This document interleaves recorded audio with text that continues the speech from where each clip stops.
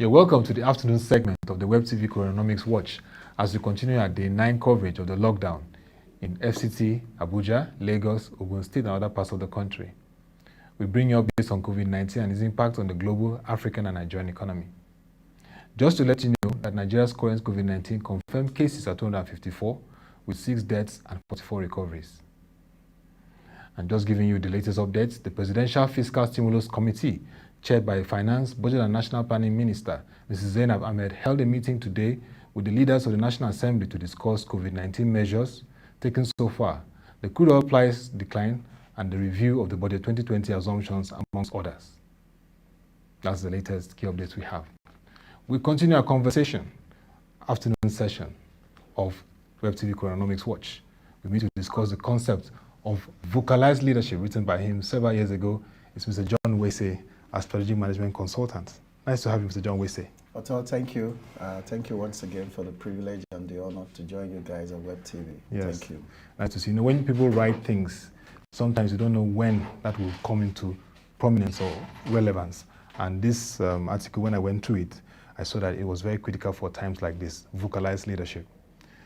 But before we get to that, tell us about your experience, because we've seen this trend of people having workout sessions, and then it's becoming a concern that they may be violating the social distancing. But you had a kind of minimal session, and in a state, and you had the police coming to give some warnings. What was the experience like? Well, I think the police are trying to be fair to them.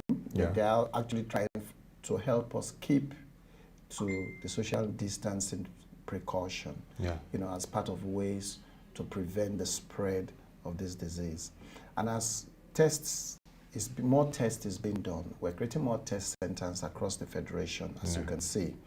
So you discover that that's why you see the number of confirmed positive cases are increasing. Nothing to be afraid of, but the recovery is also rising. That precaution for us to, but what I thought was abnormal was this morning for them to come into the estate. Our population is not that large. But what we saw in Okorodu Road earlier, is it last week or earlier this in the week?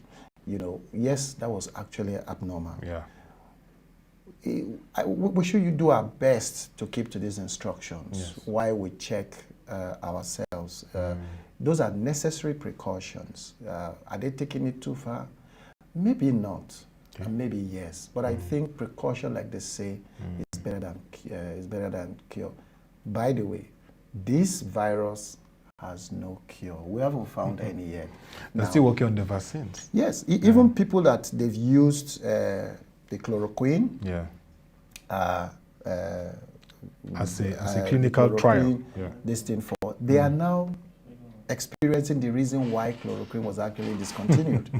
The side effects, the allergies coming out of it, now. So they've asked that it should be tempered down. I read that very recently. So yes, it's not, and I think citizens should also, we should do our best to devise ways.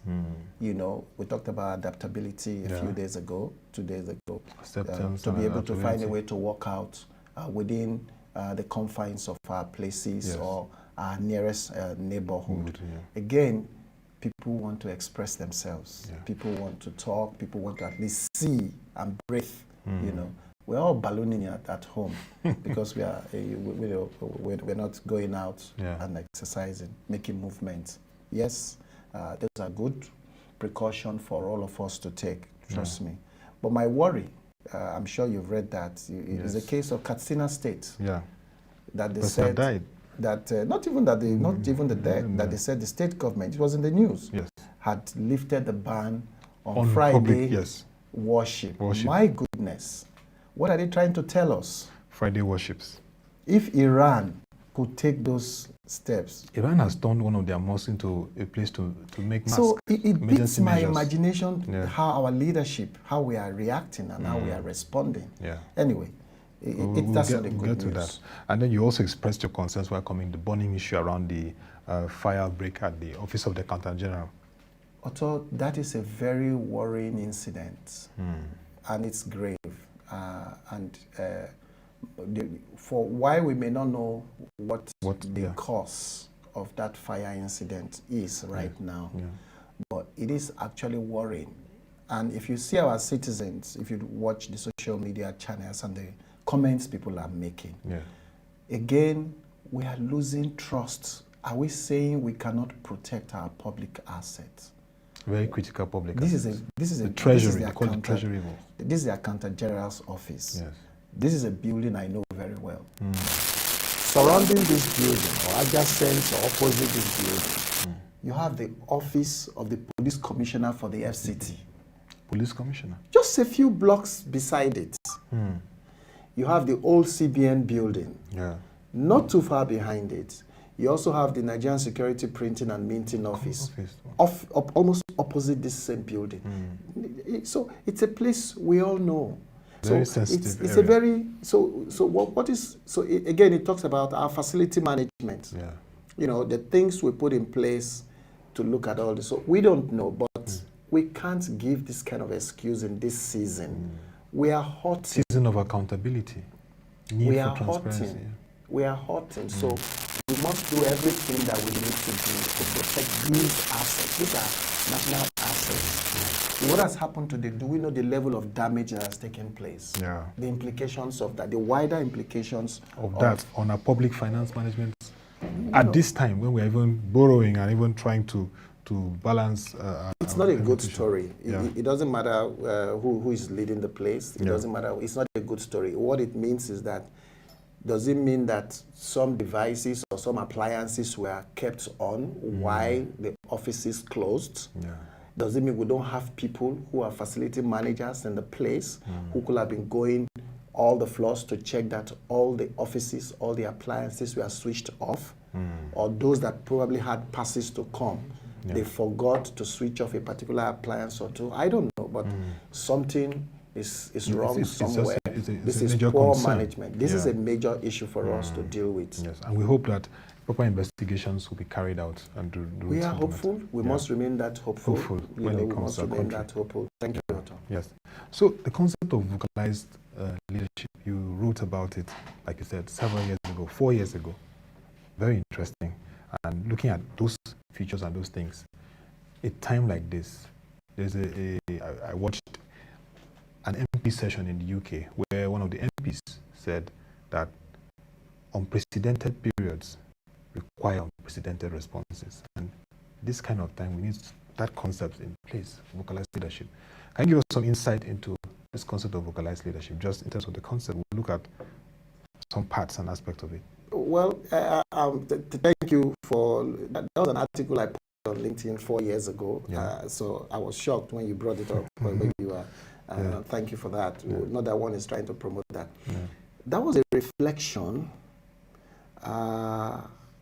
after I was at an event, I think in Abu Dhabi or so, I can't remember, you know, and I was looking at what was taking place. I was looking at what was taking place because 4 years ago, the world was already in turmoil.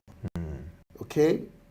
The word VUCA is actually an acronym of volatile, uncertain, complex, and ambiguous. Are we now in uncertain times? Absolutely. Yes. We are actually in uncertain times. Uncertain times. Driving the markets, in economy. In a volatile season, look at the markets. Commodities, everything is volatile. Everything has gone. So that acronym typically describes the way things are today. Actually, that was an acronym that was actually developed, I think, in 1987 by Warren Bennis. Warren Bennis is a leadership thought leader, you know. And for those of us who have been following him, you know, when he came out with that acronym, the U.S. military adopted it in the 90s to say, look, we are in uncertain period, different kinds of chaos that is taking place, all right? If you look at the Islamic movement coming up, terrorism and all that. So things are changing, political distress. So that's what you find out. Here, a particular virus has dismantled everything. So many things. So social, political, when you talk about, as a leader today, you must understand waves and patterns. Yes. One of the sub-themes, one of the subjects that I mentioned. Yes. What are we talking about, waves and patterns? What is the data that we are gathering that as a leader today, we are using it to make decisions? decisions. Informed decisions. Informed decisions. So if we're not, so if our data collection is pretty, crappy now, so we need to make informed decisions.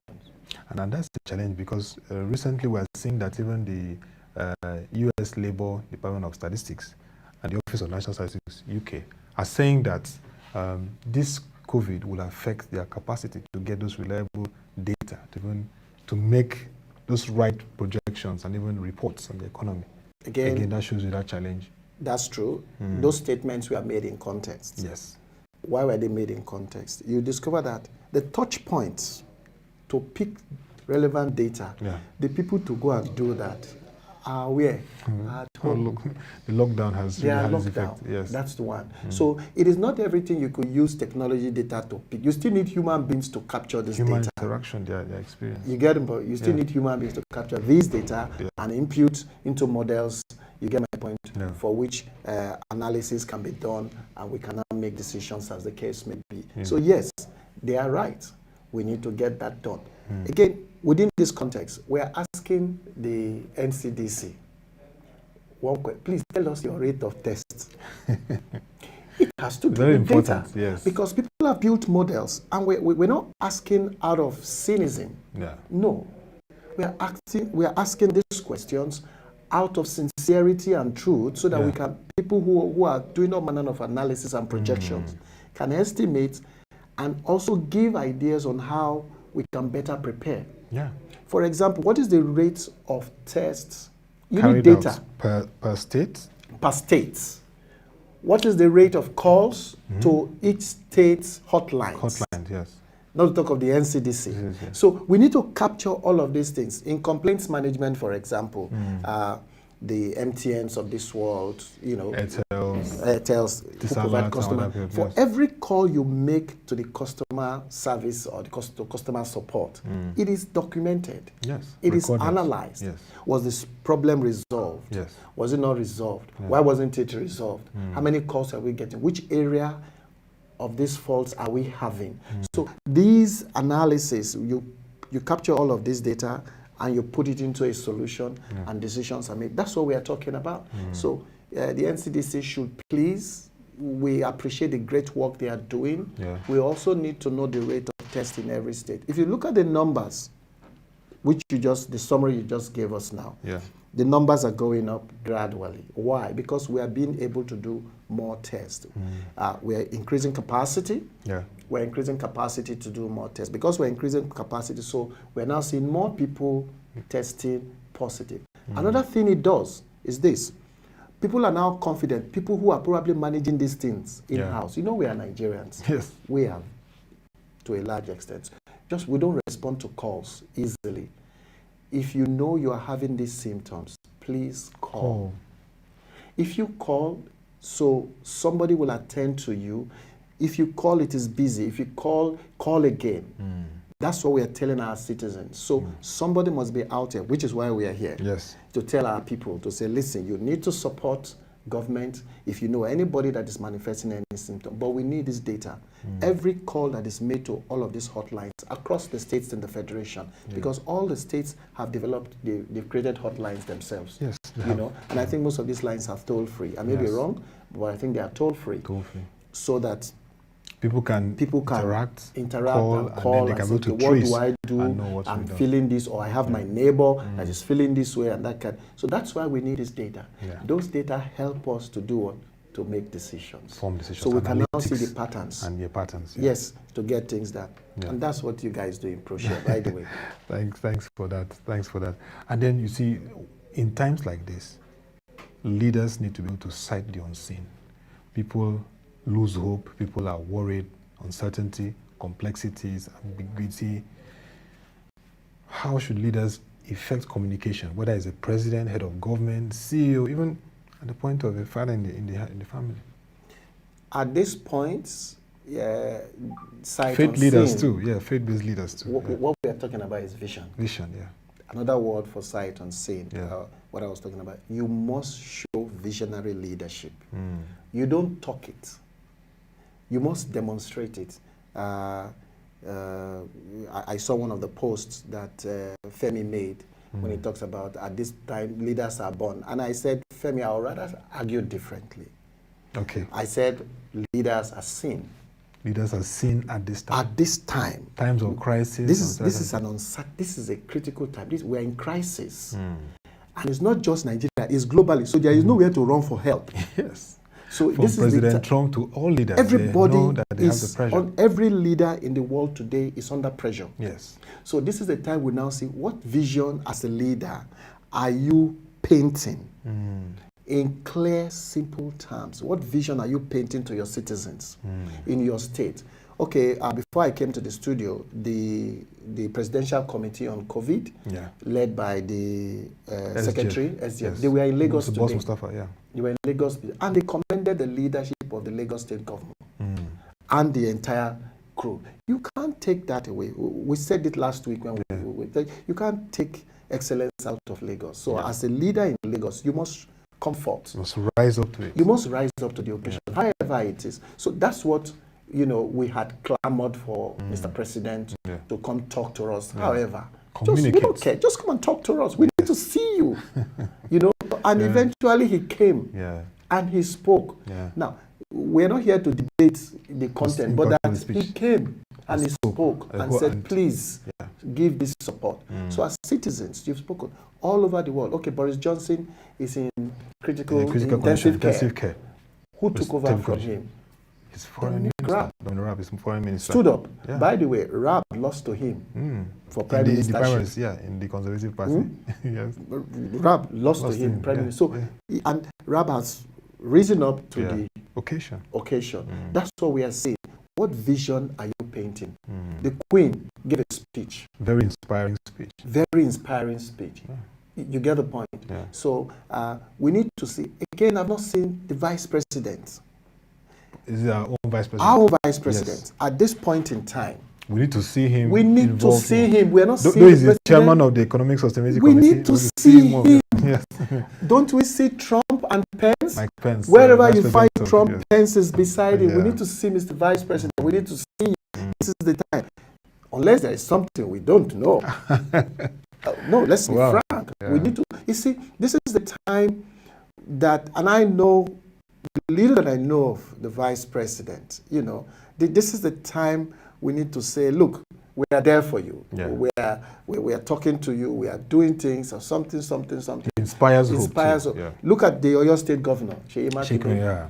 Okay, after he recovered he came back immediately. He came to join the forces. Yes. Oyo State is also agog. They are making sure that they are reaching out to their citizens and things, and that's what leadership is. That's what we are saying. What vision are you painting, and are you also done demonstrating? I mean, it's very interesting what you said about leadership. When you look at like Kaduna State, even when Governor Rufai said El-Rufai was also in isolation, trying to step up and is chairing the whole process, the committee and everything. That's leadership. Driving it. You see, this is not the time you experiment. So, and the lesson we should take from this season is the kind of people we put to lead organizations, agencies now. We have there's so much of crisis and how to navigate what they already have. We're talking about what they already have. This is not the time you'll be opening a textbook. This is not the time somebody will be whispering at your ear. No. This is not the time. This is what do you have to show in a time of crisis. Let me take a small story, a story you're already aware of. In the Christian Bible, they said there was a time the disciples were in what? Together with the great guy, Jesus. They were and their master, they were in the boat. And there was turbulence. There was tempest and things like that. And the disciples were busy, rowing the boat for survival. And they said, oh, you are sleeping, master. Are you okay? You want us to perish? That's leadership. Where is your leadership at this time? Point of crisis. Wherever you are leading an organization. Your staff they are waiting to hear from you. And he arose. He said, guys, cool down. If I was sleeping, it's because I have what it takes to steal this crisis. And that story tells us that he gave what? A word of command. Yeah. And that's what the issue is. How do you simplify complex issues? Because there are a lot of complexities. For example, in this period, we discussed about jobs. Talks about how do CEOs manage this period for employees. How do they communicate to make them understand that they are not alone? Again, how it has to do with your content. What do you have? Yes. You don't experiment during crisis as a leader. You will not be looking for a textbook, and that you will first of all manifest what is inside of you. Yeah. And how do you break down a very complex issue that we have? Okay? What are the complexities? Again, VUCA. What are the complexities that we are confronted with? Now, as a leader, how do you break it down for the man on the street to be able to understand and respond to you? That's what it is. So you begin to show, talk, and act those complex issues in simple ways for your followers, for citizens, for your employees to follow. Oh, we are doing this. Yes. It is true. The medical doctors have told us all the big grammars and that kind of it. But we thank them. Yeah. But this is what we are doing for you to understand. We leave the technicalities for the experts. Yes. You know, a domain I don't have idea about, I don't struggle. All I ask is, please, what does this mean in simple terms? What does this mean? What are the critical issues we have? So communication in simple terms is very important. Clarity. Yeah. You've got to be clear. How do you make complex things clear? My fellow citizens, like they've told us, please stay at home. That's for prevention. Yes. All right? Now, if you isolate yourself, you are also helping us to control this situation. If you suspect, isolate yourself. Yeah. That's for control. So you are helping us to control so that we can easily diagnose, what exactly is happening to whoever is having those symptoms. Yeah. So those are the language you use. You come out with words that are so simple, all right? But they must already be in you. Must already be in you. Yes. There's one aspect that is very critical that must happen, and that is the aspect of making tough decisions during times of crisis. What do you have to say about it? There's a program many years back I attended, a development program that I attended. We call it Making Tough Decisions. Yeah. For you to make tough decisions, you must easily demonstrate critical thinking. You must understand scenarios. Yeah. You must make hard decisions. For example, this season of this crisis, we've seen government make tough decisions. The first government that took tough decisions was the Chinese. They locked down a whole province. Over 70 days. Do you know the population of people they locked down? I understand, over 10 or 15 million. 70 million, in excess of 70 million inhabitants. Okay? That's almost half of the Nigerian population. You locked down, you've closed down industry. That was a tough decision. Business, as a leader, you face situations and you look at the various scenarios. You play different scenarios together with your advisors, okay? But you yourself, you must have those critical thinking skills. We're not talking about analytical thinking. That's child's play. That's problem solving. So now the issues, because you are looking at the complexity of things. So what is the best thing for us to do? Let's lock down this region. Nobody goes out. If you go out, we will arrest you and we will imprison you. That is why you see state governments are coming out with laws for any citizen those are tough decisions. Yes.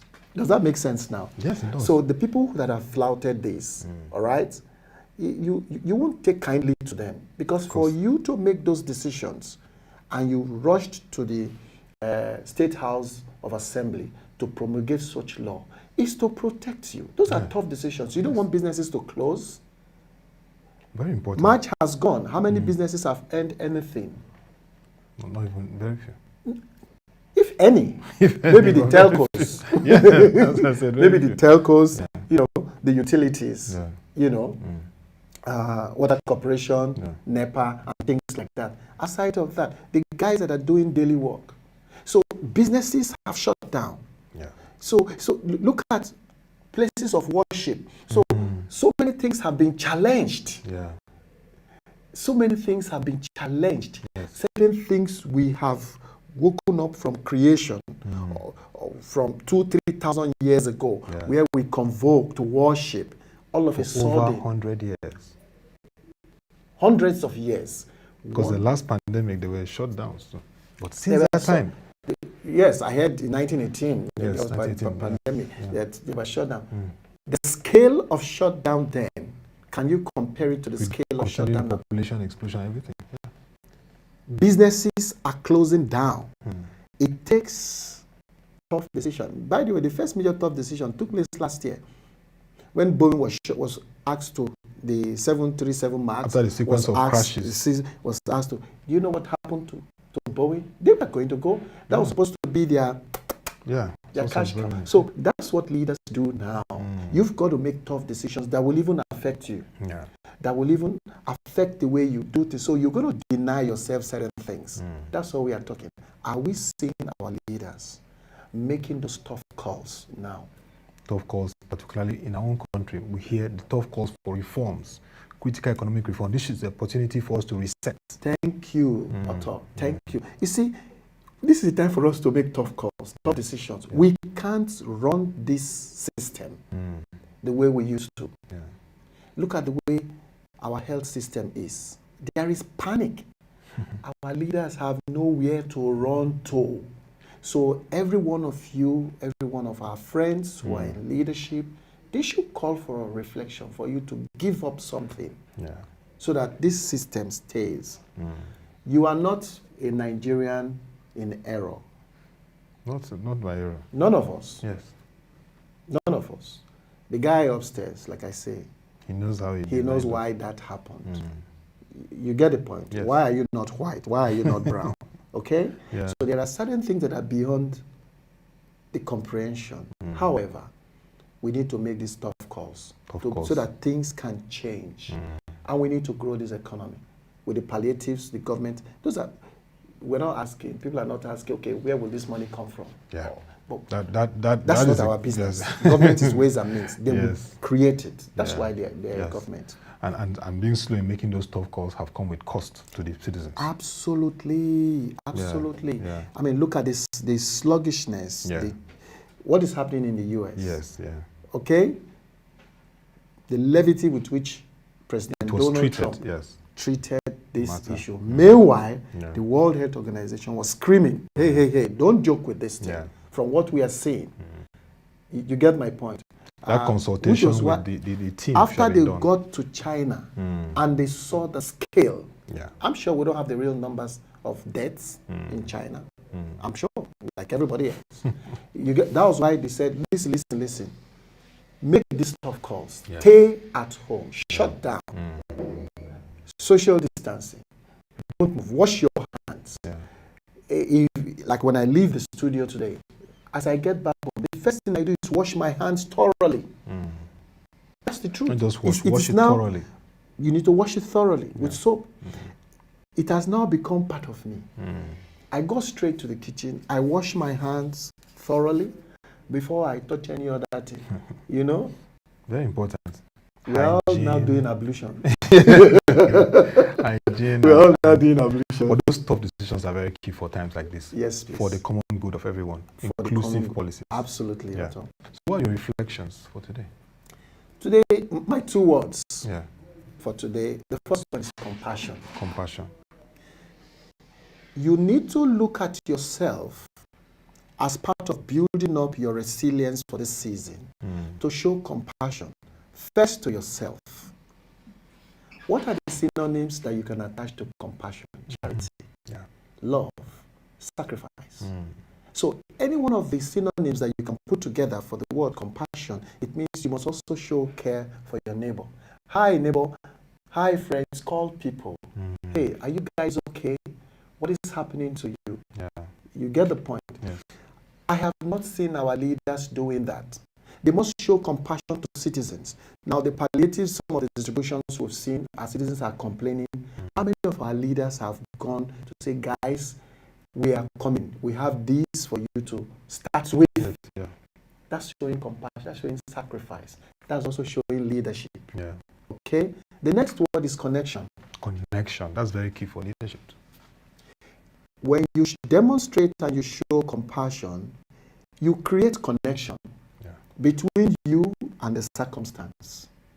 So compassion, once it is shown, creates connection. Yes or no? Yes. If you give people around you your megad, a night or two ago, I saw some of our residents, okay, going to give our security team food, packaged. You know, the husband and wife. Of belonging, they are valued. You know, we are valued. So they were just watching. Now, tell me why the security guard will not do his work. Of course. Tell me why. And if you have guys in your neighborhood, you go and say, guys, come, I see you. This is the little we could share with you. This is the time. It creates connection. So it creates, and people begin to respond. So compassion and connection creates that togetherness and builds resilience, which we all need now. You get my point? To get to where we are going. Resilience, compassion, connection, leadership builds that resilience. Very key for this time. Thank you. And just to say, big happy birthday to your wife. Thank you, Otto. Greetings to her. I mean, this is a very interesting season. She'll hear. More love. Thank you. Thank you very much, Mr. John Wesley, for the time. Hope to have more of you. Thank you. What an honor. Yes. And that will be all for this segment of the Web TV Corona Watch. You can visit our website www.proshareng.com to get further updates from our market and economic reports. We'd also like you to join us for the evening live stream by 6 p.m. The Human Angle. We'll be looking at videos, tweets, and the experience of Nigerians, and also share acts of kindness and charity in this period. Till we come your way again, thank you for watching and stay safe this period.